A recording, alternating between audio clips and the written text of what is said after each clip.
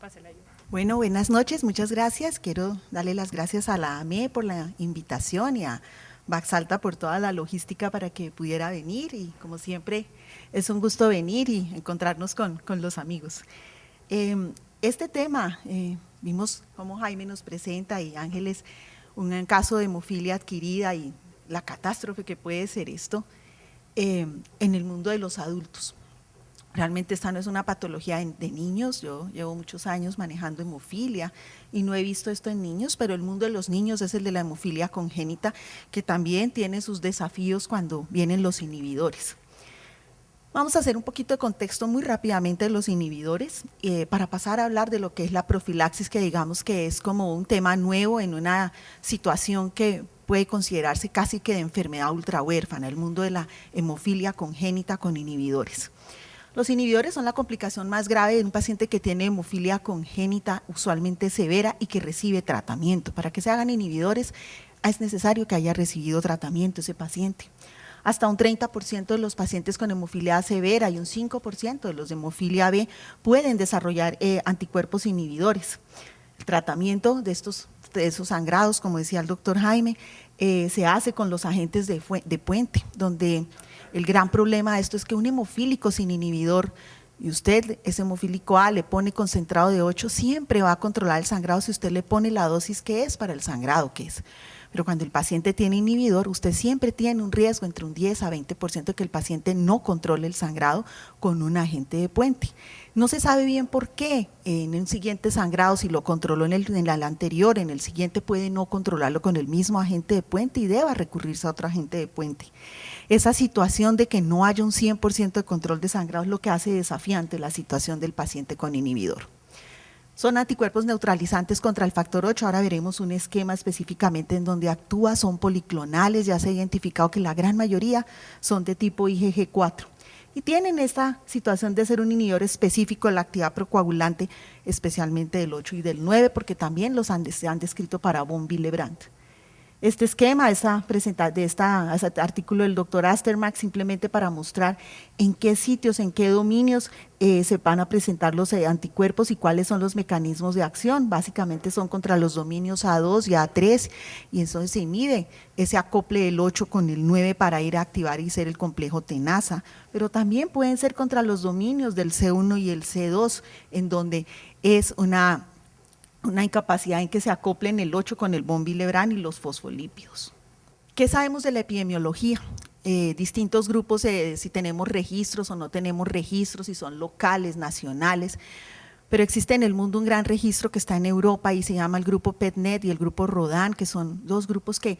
específicamente el PETNET decidió iniciar un registro en el año 2000 y seguir durante 10 años pacientes recién nacidos con hemofilia leve, moderada y severa, no tratados y empezarlos a seguir en el comportamiento de los inhibidores, especialmente en las primeras 150 días de exposición, para un seguimiento a 10 años, el último paciente a 31 de diciembre de 2009. Y el grupo RODAN, que es un grupo de investigación que está buscando los determinantes para el desarrollo de inhibidores, ambos han identificado factores relacionados con los inhibidores de… ¿Por qué un paciente hace inhibidores? No es solo la genética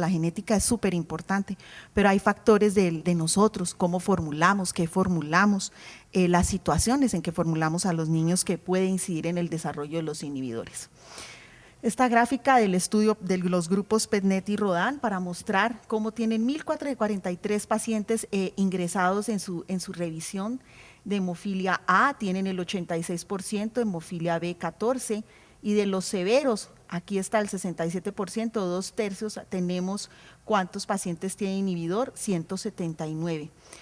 Hay unos pocos en moderada, por fortuna ínfimos en severa, y en hemofilia B tenemos este número, 7 pacientes con inhibidor entre 79 con severa y por fortuna no tenemos ninguno, no tienen ninguno en leve y moderada, porque pacientes con B, hemofilia B con inhibidor realmente son un drama muy difícil de manejar. Entonces esto nos permite ver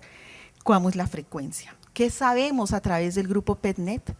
casi que 50% de los inhibidores se van a desarrollar antes de los 10 años, 30% antes de los 2 años, y ahora veremos una gráfica muy linda en donde cómo apenas los niños nacen y empiezan a recibir los tratamientos, lo que se llama cada día que reciben tratamientos, los días de exposición, cómo los primeros son los que son críticos y donde podemos incidir. Después de los 60 años, pocos inhibidores se presentan, pero todavía puede haber un segundo pico y no es claro por qué. Los ingleses tienen un estudio que no se ha reproducido en otros países en donde parece haber un pequeño segundo pico y podría atribuirse a algo de autoinmunidad. Esta gráfica de un trabajo de la doctora Samantha Goh de Blood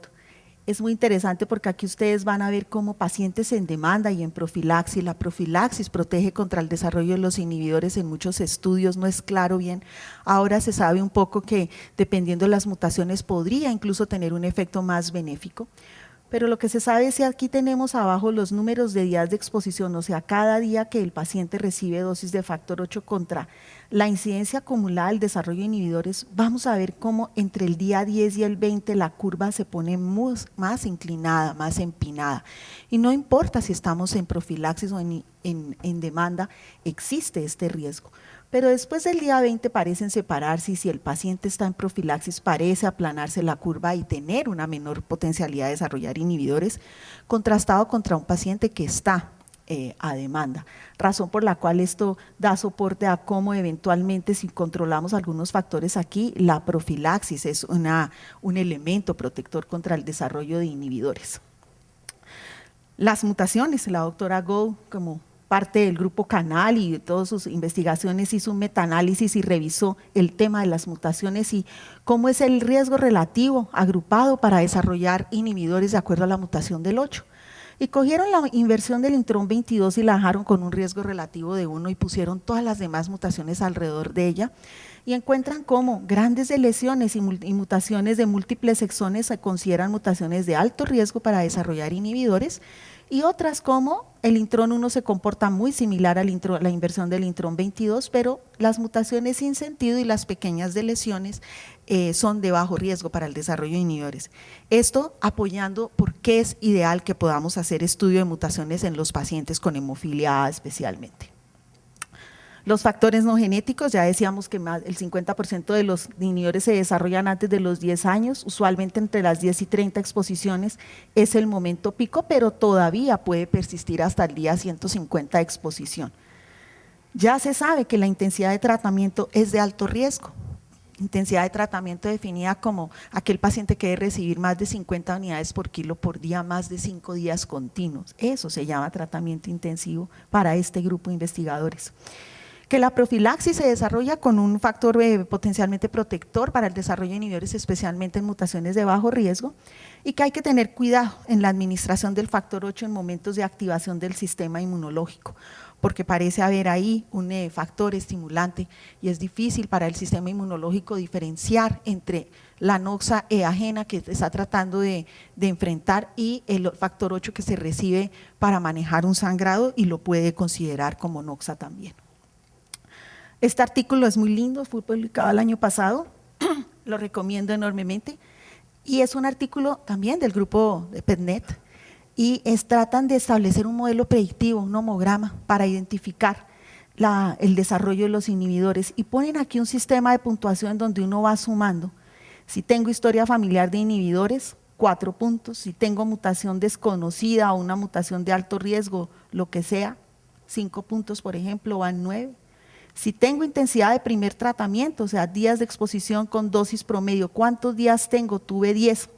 porque tuve una hemorragia, sistema nervioso central o una cirugía dentro de mis primeros días de exposición, entonces aquí le da más o menos 3 puntos, 2, 5, entonces ahí van ya casi 12. Y cómo este puntaje total tiene una posibilidad de desarrollar entre 30 y 40% de inhibidores. Este es el primer acercamiento en una patología como esta a un modelo predictivo que estamos viendo, que debemos ver si tenemos todos estos elementos, si se reproduce en nuestros pacientes.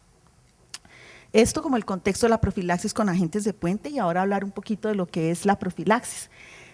El sangrado y las complicaciones hemorrágicas de los pacientes con hemofilia congénita con inhibidor realmente son desafiantes porque uno no tiene la certeza de que en cada evento de sangrado va a tener 100% de control del mismo.